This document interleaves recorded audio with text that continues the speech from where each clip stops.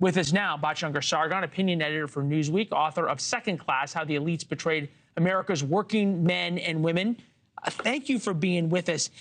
And that may be the point, right? And I'm glad you're here. You're the perfect guest for this. The left's, the elite scorn and dislike of normal, of working class, of traditional America. The scorn keeps growing. The rhetoric keeps getting hotter in terms of how bad and how shameful normal, traditional value Americans are. And now traditional Americans don't seem to care.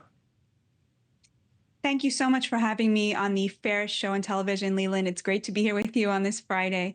You're absolutely right. When you say things are going back to normal, I think what you actually mean is that institutions, politicians, corporations realize that the Democrats are about to get spanked by the average American, including people who were Democrats very recently, because they are sick of being sneered at by these leftist elites who, for the last decade, have controlled the messaging of the Democratic Party, most of which consisted of calling average people racist. And in the light of the impending doom, you often see Democrats start to wake up from their stupor. And I think that's what we're seeing here, is they know that Joe Biden is polling terribly. And as a result, they're starting to think, well, what are we doing wrong here? And that contempt for the average American is a big part of it.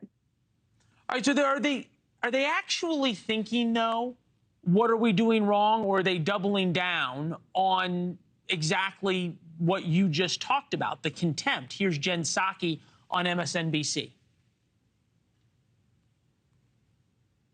I do think that there is some leverage that we are all seeing being used. Should it have been used earlier? I think the answer is yes to that. But we are seeing them hold back in the sending of weapons. That's actually a pretty significant sign, given that the United States and Israel has a long-standing connection on military support, where the United States is a big provider of that.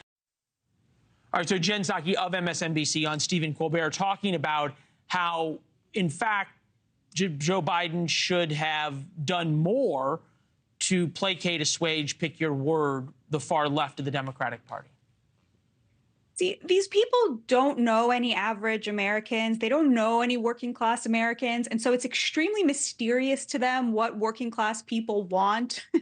They think they're like, it's like this, you know, they're in the dark. They're like, well, we know that it's not working what we're doing. Maybe let's try turning on Israel, despite the fact that 80% of Americans back Israel. You know, they just don't know any regular Americans. And when I was traveling around the country for my book, Second Class, what I found was, and we've talked about this many times, there is huge consensus in the working class of what people want to see. They want a strong border. They want good health care. They don't want us sending money to Ukraine, but they do really like Israel. You know, they're pro-gay, but they're really worried about trans stuff. I mean, it's not rocket science. They are deeply tolerant, radically moderate people. And for some reason, this is beyond the ability of the elites to understand, because they have all been educated in a way that teaches them to have contempt for this exact kind of moderate tolerance.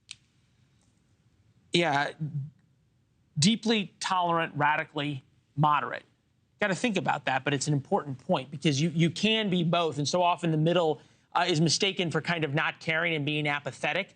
Swing state voters on Biden's liberalism. So this is swing state voters. This is not the coasts, if you will. It's certainly not the people in New York or in Washington.